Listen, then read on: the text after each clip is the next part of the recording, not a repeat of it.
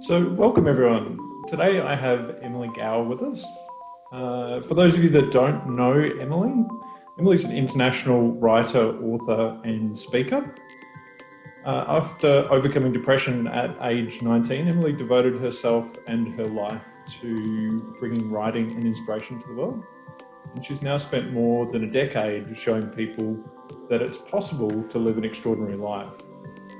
As the author of more than 11 published books on the topics of self-help and writing, including Born Great, Emily produced an award-winning blog, Life Travels, in 2010 and 11, attracting thousands of readers.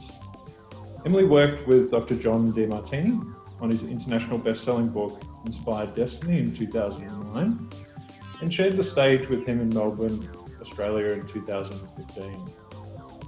Emily's writings, projects, and speaking presentations have touched and moved thousands globally as she inspires people to reach for more. Her purpose-finding tool, the Inspiration Formula, is licensed to consultants around the world who are dedicated to showing clients a lasting glimpse of their destiny on Earth. As a winner of the 2012 and 2014 Ant Hill 30 Under 30 Young Entrepreneur Award, Emily has been featured in a range of media sharings, just sharing her inspirational messages. Having fulfilled upon a profound and thriving career in her 20s, Emily finds continual inspiration in the world as she continues to bring her love for humanity to the forefront in all that she does. So without further ado, welcome Emily. Thank you. Thank you so much. It's a real joy that we have the opportunity to connect this morning. So thank you. You're welcome. My pleasure.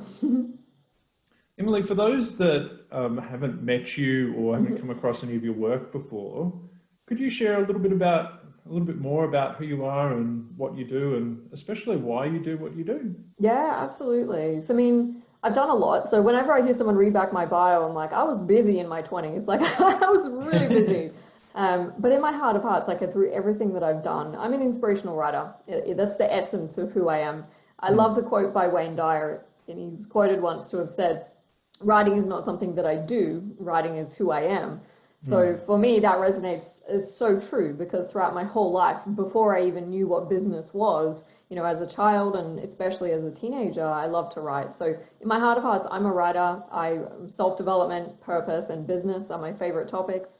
I love ultimately seeing people fulfill their potential on the planet. And so any kind of training programs that I've run, because I run programs, courses, and mentoring for people who want to connect with their purpose or who are looking for a bit of direction in life, but especially those who want to build a career around doing what they love, which is what I've been blessed to do in the last decade or so. Like I started out age 19 in business and haven't looked back. It's been the greatest thing I've done. So ultimately, this is why I do what I do, is because I believe that every person has something phenomenal inside of them, and to help them discover that and to bring that out and to really get who they are, and then to build a career around that so they can share that gift with the world. That's why I do what I do. It's really what underpins every book that I've written, every project that I've done, even what other work I do with, work supporting authors. Everything stems back to that same core mission for me. That's what I love to do. So I'm a writer at heart, but also a speaker and trainer.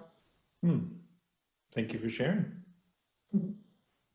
Emily, you overcame depression at age 19. A lot of the time when people experience a health expression such as depression, they often look outside of themselves for some kind of treatment. However, you chose to take a different path and look within. Could you share a little bit about what shifted internally for you that allowed you to really experience the transformation that you experienced? Yeah, definitely. So, my rock bottom moment was age 19. And the way I describe it is that I fell through the cracks between school and life, because I came out of school. I did really well in my last year of school. I did university for 6 months, and then my head and my heart went in two different directions. Like my head was saying, you should get a degree, and then this is what you should do.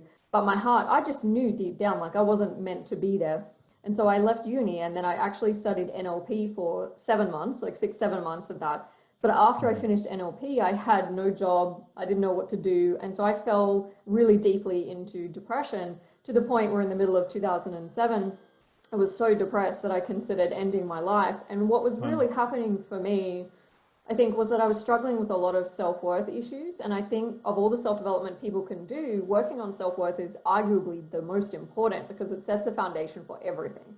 So Hmm. looking back on it now, I can see that because I was, socially ostracized at school, I was, just on a whole other level to some of the students. So I didn't relate, so I didn't feel like I fit in. And all of that kind of came to the surface when I was 19 years old because I wasn't at school, I wasn't working, and I wasn't at uni. So all of the deep emotion that I hadn't dealt with started to come to the surface.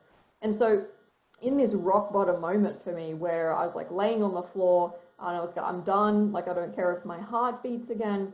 Um, I had this, I call it like a destiny defining moment of realizing that deep down, I didn't really believe that I was worthless. And I didn't really believe that we're put here to suffer. I don't believe at all that that is the point of life. And so it was like a moment where I got so honest with myself about what I really believed that suddenly all of the emotion, which I thought was true, suddenly seemed a little bit more like an illusion. And I connected with a deeper truth. And so I made a decision just quietly on the inside of me. I was like, I don't believe that's true. So I'm at least going to try. I'm at least going to do everything I can to exhaust the possibility that maybe I can live an amazing life.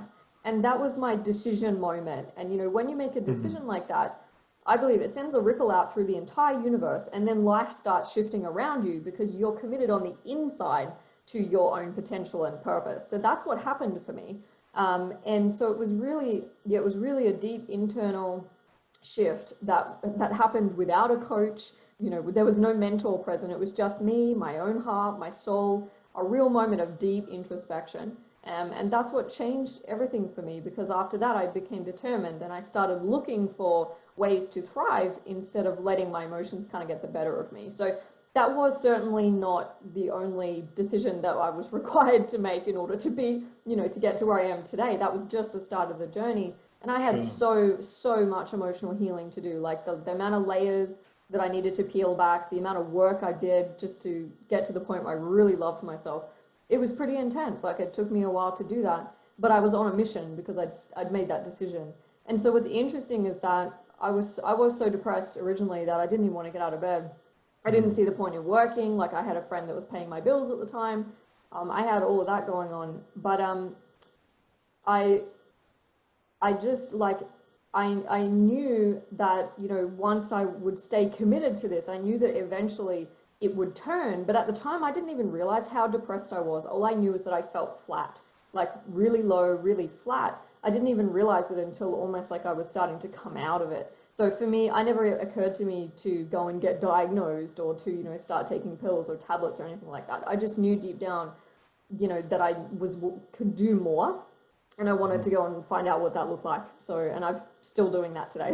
So For sure. I'm still on that journey, and I'm very glad that I made the decision to pursue that. But my healing method was not, drugs or antidepressants or anything like that. I never used any of that. It was Hmm. self-development, really Hmm. intensive doses of self-development over a really long period of time. Sure. Thank you for sharing, Emily. The I guess with having had such a personal experience that was such a clear and sudden transformation, uh, Mhm. and obviously there were layers, as you were mentioning, that you had to work through over time as well. But it must have your journey from where you were to where you are now must have given you a real awe and respect for the power of the mind and the body to heal when you create the right circumstances. Yeah. Yeah, definitely. There's absolutely no doubt about it that especially, I mean, I obviously believe in the body's capacity to heal, but Hmm. the mind, like our capacity to transform our life through working with perception, healing emotion is enormous. Like, because it's the filter through which you see everything. So when you change that and you heal emotion, your whole life shifts as a result. So yeah, absolutely. No two ways about it. I'm literally living proof of that. For sure. So, through this experience, how did your map of the world or the meaning that you gave your world, and just the future possibilities, how did that shift? Like, what was the Mm. journey? Yeah, I think if you're going like before and after, so like before making that decision and then after, I Hmm. think before it I felt a little lost and that, my perspective of the world, like I'd been exposed to personal development, So I knew that there was kind of power in the emotion, and I knew that I'd been studying like creative visualization, so I knew that was there. But I think it wasn't, perhaps not so much my view of the world that changed. Now that I think about it, was more my view of myself in context of the world that changed. Because I was exposed to self-development from age 17. I was blessed to have that kind of, it didn't really cross my path. It's like I found it and I just knew that this is what I wanted to do. So I was writing self-development book actually when I was at university. I never published it, but I was already interested in that. So it was more my perspective of myself changed. And so the before was like, I kind of knew that I liked to write and I knew that I was interested in self-development. And I knew those two things because I'd had a vision already that I wanted to, speak and help people and write with self-development, which is funnily enough what I do today, still what I love doing. But I didn't necessarily have like the self-worth to pursue that and to give myself permission to build my life around it. So yeah, I actually would have to say it's probably not so much my perspective of life that changed. It was perhaps more my perspective on myself. Having said that, when I did do the breakthrough experience with DeMartini right in the middle of 2007, and that was the first time. I mean, John has an amazing way of explaining the life and the universe and how the world actually works and the hidden perfection. So I got a deep access to that at a very young age as well, from 19 onward. But that also largely shifted the way I saw myself too, because that was really the first time when I did breakthrough that I felt worthy of love for being me, not trying to change myself, because we try to do that. We try to edit ourselves. Like, I think my autobiography is going to be called Life Unedited, because it was about the discovery and the journey to become who you authentically are, because that's magnificent. And so often we're trying to change that. And in the changing of that, we start to dilute that pure essence that makes us so magnificent. And so that was really, I think, the shift for me that had me really, my whole life changed, because I realized I'm actually worth something, and not just something, but I'm worth a lot, and I deserve this. And I think so that was probably the big shift, because I already had an exposure to the fact that there was a divinity and a hidden perfection to life.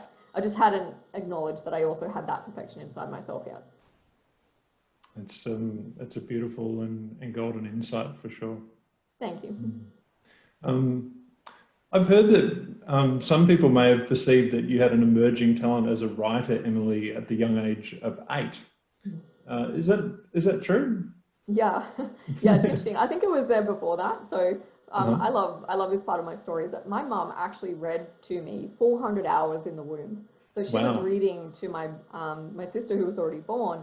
And so she was reading 3 times a day. And so there's me floating around, like, just feeling the vibration of the words. And she used to do all the characters and the voices. So I think it was literally, it's like in my blood, right? I was so connected to her that way. And so I think it's been there from a really young age, like conception almost, maybe even as far back as that, or maybe even further. But definitely started to emerge in childhood. I used to write journals, and then at school, by the way, they weren't very deep journals. They were like, went to the park, but I made a habit out of it. So even at 8 years old, I was like 3 sentences in a journal, and I used to kind of make myself do this every day. I can't remember why I started, but so I used to write, and then I would write these stories about like puppy dogs and kittens and cute little characters going on holidays and stuff. But it was when I was, in my teenage years, that I found my calling, which my writing deepened, I think is really the only word for it. It deepened, and I started writing about emotions, and I used poetry at age 14 to start, trying to express my teenage angst. For me, it came out in poetry. And then sort of age 17, it merged with self-development. And then my writing became a little bit more uplifting, a lot more uplifting. It was a little bit dark when I was about 14 or 15. So, I mean, yeah, it's definitely been there my whole life, no doubt about it. And when did you write your first book? Well, it depends which one you count. So if we're counting, because technically if you count my childhood books, it's probably more like 16 books. And published is a loose term when you're a child. When did you publish your first book? When did I publish? So my first published book came out when I was 23 years old. So I was approached by a publisher who was based in New Zealand and Italy. And they asked me to do an interview series. So I interviewed people like Don Tolman, Mike Hancock, a couple of other people. And I put an interview series together. So my first book came out, when I was 23 years old. And actually my second book came out that year as well, which is a co-authored piece. And then I was on a roll from then. Beautiful. When did you believe that it was possible for you to publish your first book? Probably the moment it landed in my hands, or maybe a couple of years later. So Okay. it's a surreal thing. Like when you first hold the book, I don't have children of my own, at least not, biological children. And so when I imagine there's a feeling when you're holding this child, you're like, oh my God, I created that. And so you still have, I still have that today with my books. I still have that strange feeling. But I think it was when I held the books in my hand for the first time, because two of them got released at the same time. And I just remember my colleague picked me up, and he was also one of my co-authors, picked me up at the airport in Auckland, New Zealand, and we were going to the book launch that weekend. And he just gave, on the seat of the car, on the passenger seat, there was a package with two books in it. And so I got open these books, and I was just sitting there at like 11:30 at night going, this is weird, like this is surreal, but very meaningful. And I was like, this is definitely, I mean, I knew it was my path, but I was like, this is definitely what I'm meant to be doing. So Sure. I'd say probably around 23, because then after that, I really started producing books. And in my 20s, there were 3 years in a row, I produced 2 books each year. So Amazing. different types of books, yeah. Emily, you've now published 11 books, Yes. and I'm not sure if there are people out there that compare your work with Louise Hay, but it wouldn't surprise me at all.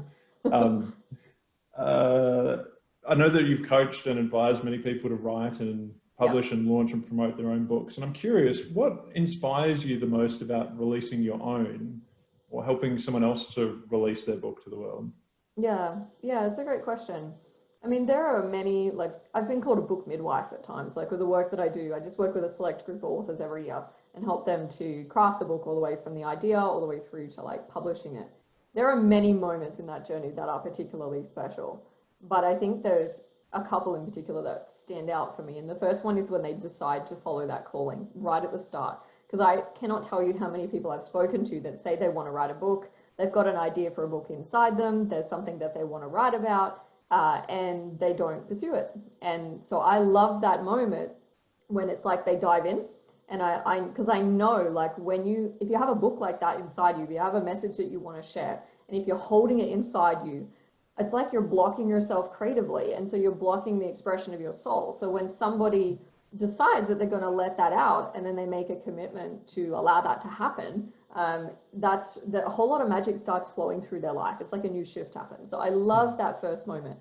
But of course, I love the moment where they hold it in their hands, because then they have that same experience that I did. They go, whoa, that came out of me. And it's like Maya Angelou has a great quote. She said, there's no greater agony than bearing an untold story inside of you. But I also believe that there's no greater agony than bearing an unshared message inside of you as well. And so I love seeing other people share that, because I know personally, on many occasions, I've had that, how satisfying it is to know that you've let it out, and also to see that message make a difference in someone else's life. That for me is the ultimate. Like even if I post something on Facebook and someone comments, I just really needed to hear that today. That's how I know I've done my job. And so it's like the ultimate fulfillment of your purpose as a writer. So that's what I love about my own. It's also what I love about other people's, is when they have other people tell them that the book made a difference in their life. So it's pretty satisfying.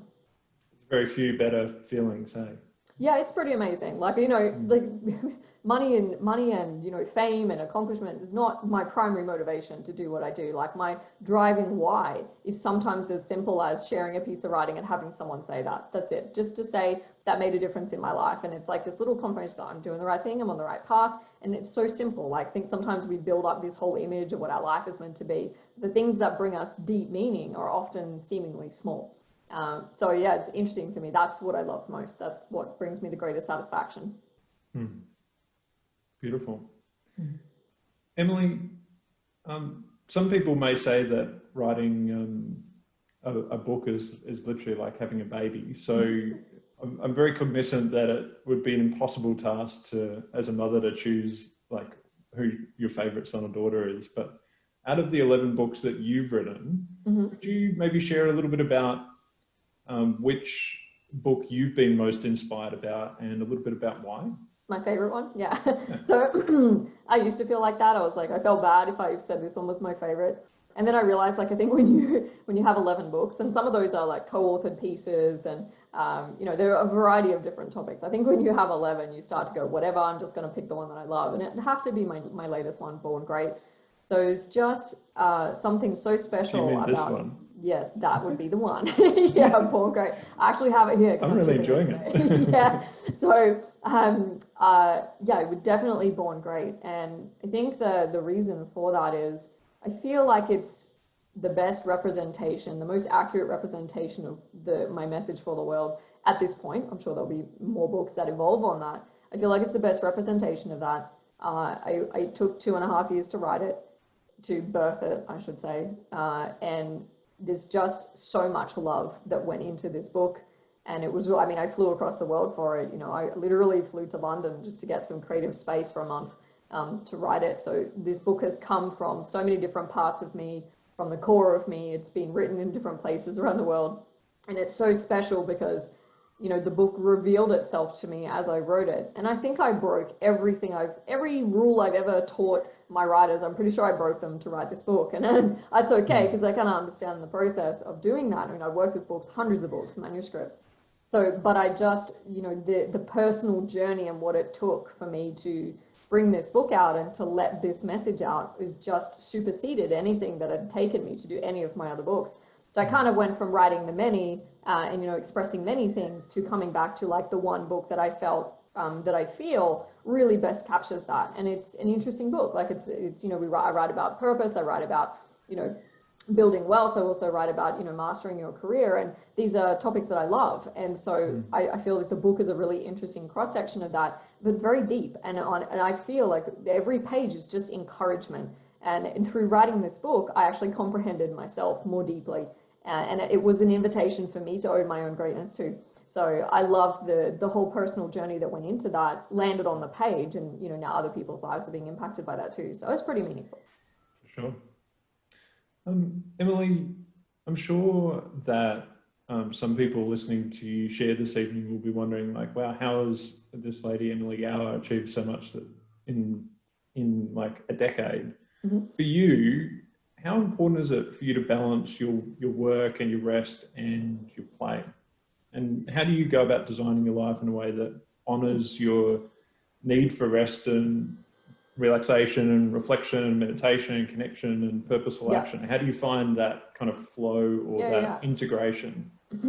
Yeah, well, it becomes a lot easier when you love what you do. So I found that does make it easier. But I'm telling you, like, time blocking is maybe my greatest productivity hack ever. So time blocking is like, you know, when you group similar tasks into one time block and you just focus on that for that time block. So for example, me saying, you know, today is a writing day and I'm not going to do anything else, and I won't check an email. I won't let anything pull me away from that. Nothing about company financials, like nothing can pull me out of that. So time blocking and honoring that is, I think, the greatest principle that enables me to achieve so much. And so I do this across my life, not just professionally with like projects or tasks that need to be done, but also with my personal life. Like I have boundaries and limits time-wise on when I will and won't see a client. Or, you know, at nighttime, I often I'll run trainings, or sometimes I'll coach clients from like the other side of the world, like Switzerland or the UK, but I always have time blocks and limits. So, you know, at a certain time at night, I switch off. And so my brain is so well trained to not give me creative ideas after, say, 9 p.m. at night, unless I'm out at an event or something, right? So, but they'll be there first thing in the morning, that's okay. So it's almost like I've trained myself in a bit of a cycle. So there is definitely, the time blocking is huge because it allows me to flow with, you know, the different parts of my life and my business and what my soul also wants as well. So I think the time blocking and structuring my time has been huge. But also it's just, you know, honoring that calling. Like if I wake up in the morning and I know I absolutely need a half day and I need it today because either I need to recuperate a little bit in my body because I had a massive week the previous week, or whether it's because there's something that's really important. I have no hesitation in shifting my schedule if I have to do that. And I learned that through, I mean, I burned out really badly in my late 20s. So that was the other side of doing so much work, is that I was actually, after I opened my company, I was overloaded. And so I needed to learn to hire and train. And I have a great team today that make my workload a lot easier. So, you know, I had a lot of learning curves around that. It's just the adaptability and understanding that without my health, I don't have wealth, but also that I need, you know, spare, flexible, free time, which appears like free time, in order for me to cultivate the inspiration to write. So it's just about learning, like, what do I need? How do I work? Because some people love being booked out one-on-one with clients all week long. That will never suit me because I'm a writer. I need creative space. I need actually no deadlines. So I had to kind of create a schedule that allowed me to have both.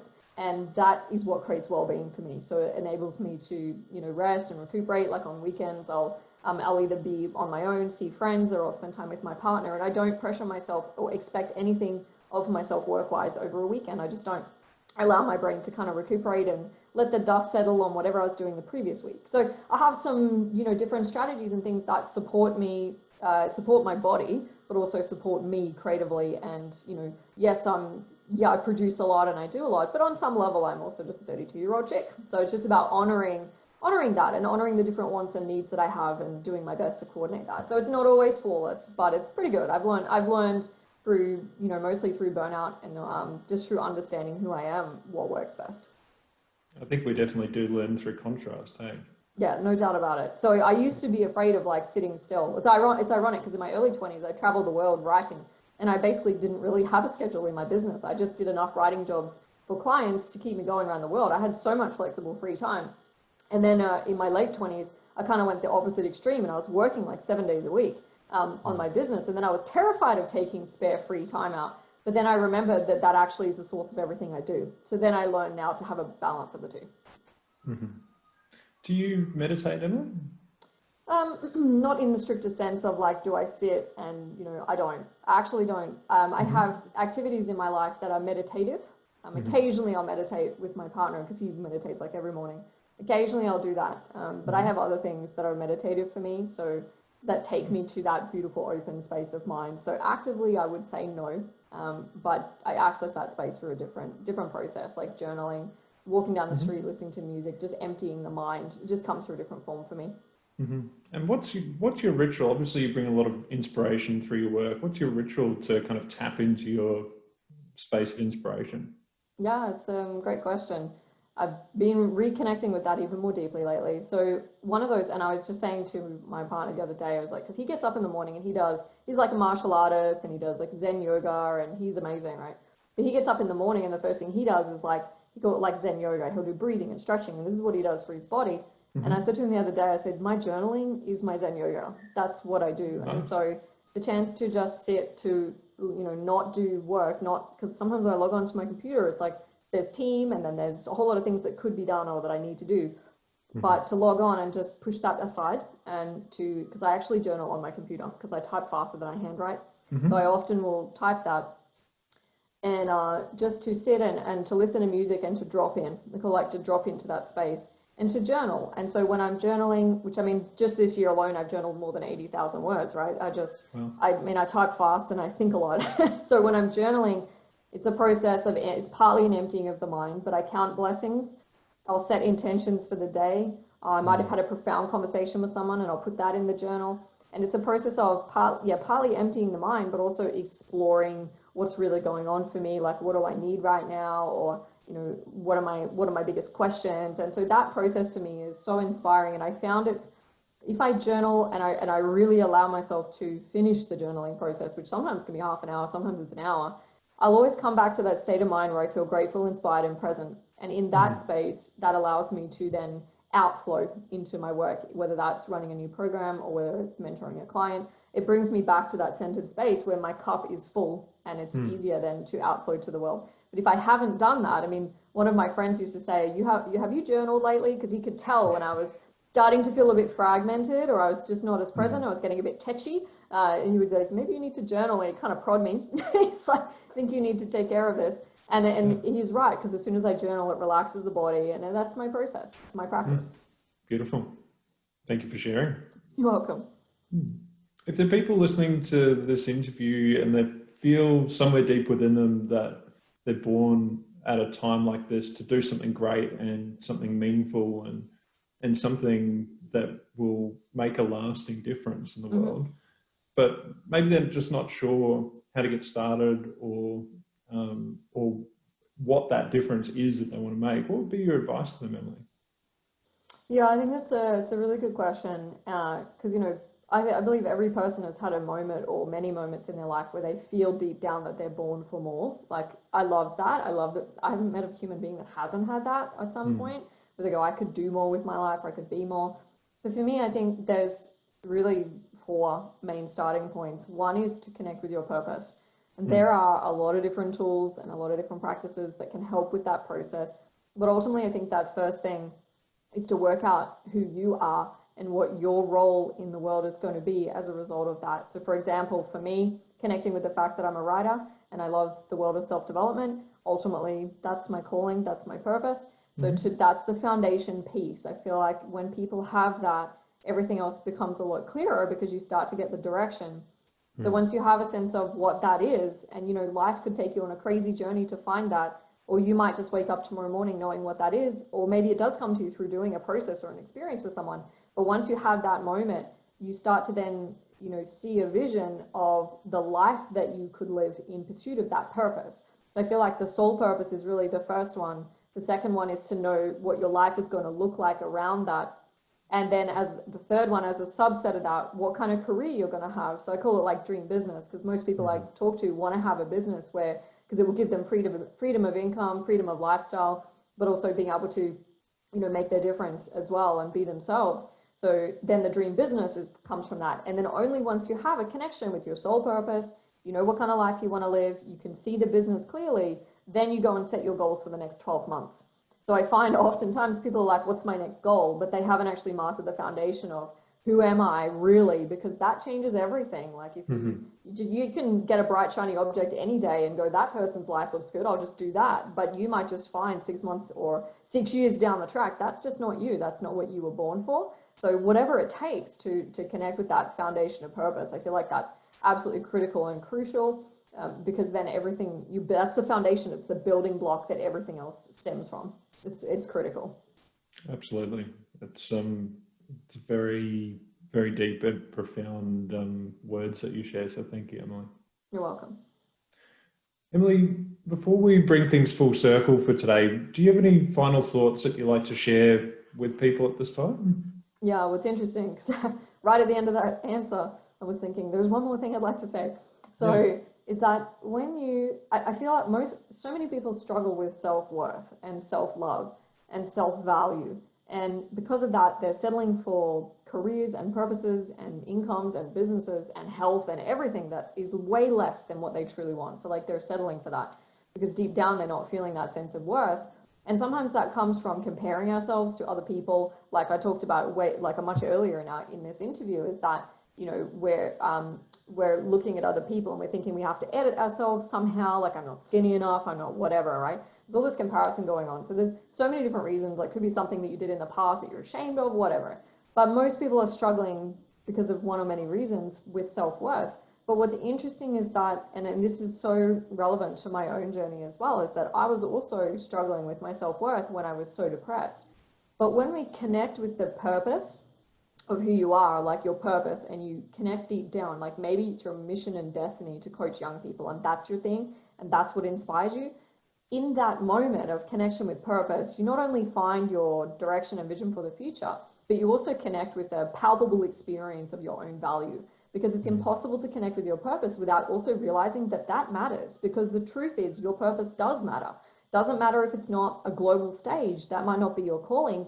Your calling might be to work with few people or to work behind the scenes, and that's fine, because we need everybody. Everybody is needed on the planet.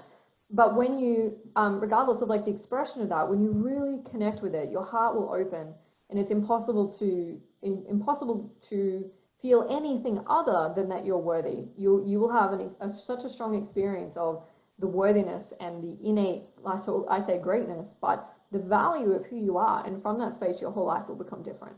So this is why like the purpose is important, so that you can have direction for the future, and so you can build a business you love and all of that. That's important. But on a personal level, it's critical, because then you will have a lesser tendency to compare yourself to others, and you'll be more invested in finding out who you are and appreciating that, rather than trying to edit yourself to fit into a world or a way of life that probably doesn't even inspire you anyway.